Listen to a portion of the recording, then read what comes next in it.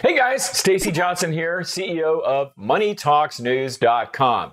Ready to answer any and all of your personal finance questions. Our question for today is, let's see, it is from Dina. Let's see what Dina has to say. We have a daughter in college and a high school senior.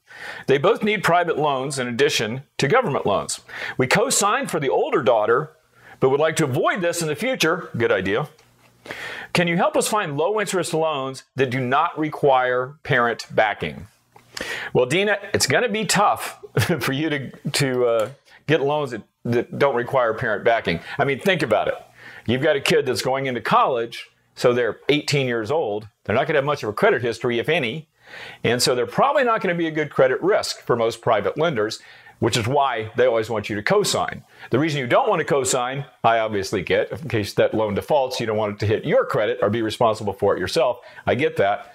But more than likely, it's going to be very difficult for you to find a lender who's going to give a private loan to an 18-year-old student with no job.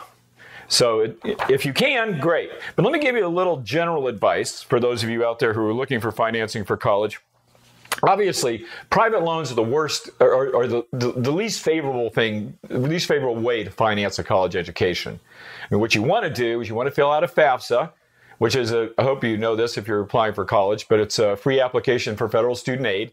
You fill out the form, and then you see what you qualify for, because you might find, even if your parents have a higher income, you might find that you qualify for some grants, some work-study programs, some scholarships. So there may be ways for you to offset that cost by filling out the FAFSA. So it's FAFSA first, okay?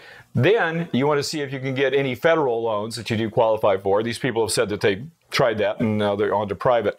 So private loans are the least favorable scenario for you. But if you want to try to find private loans, there are comparison websites that compare a whole bunch of different lenders. I want you to be real careful when you use those, though, because oftentimes, and this is true of lots of things, when you're comparing credit cards online or car loans or in this case, private student loans, when you have those comparison websites, be real careful, because sometimes that website is stacking those loans so they make the most money, not save you the most money. In other words, there may be an inferior loan that pays for placement at the top of that list. So make sure you look at several different comparison websites and compare not just the interest rates on these loans, but also any fees that may be associated with them.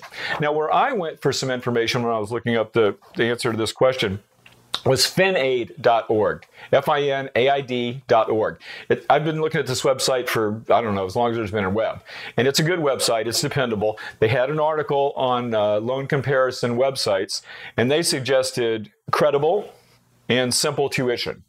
Not a guarantee that these are the best sites out there for loan comparisons, but those are the ones they suggested. And FinAid, I have found, is going to be a real reliable source. I hope that gave you some information that you could use. But if you need more, again, go to MoneyTalksNews.com, do a search for student loans, and you're going to find that we probably have 24 articles on this that can help you and also refer you to other places. Now, you got a question of your own you want to ask? Here's what you do. You just sign up for the Money Talks newsletter, which you do right on our homepage. All we need is your email address, not a bunch of personal info. You're going to get information from us every day, cool articles that'll tell you how to save and make money. And then when you have a question, you just hit reply to that newsletter. Question comes to us. We don't answer all of them because we get more than we have time to answer. But that is one way that you might find the answer to your question right here on a tape just like this. So anyway, in the meantime, you guys have a super day, and I'll see you here next time.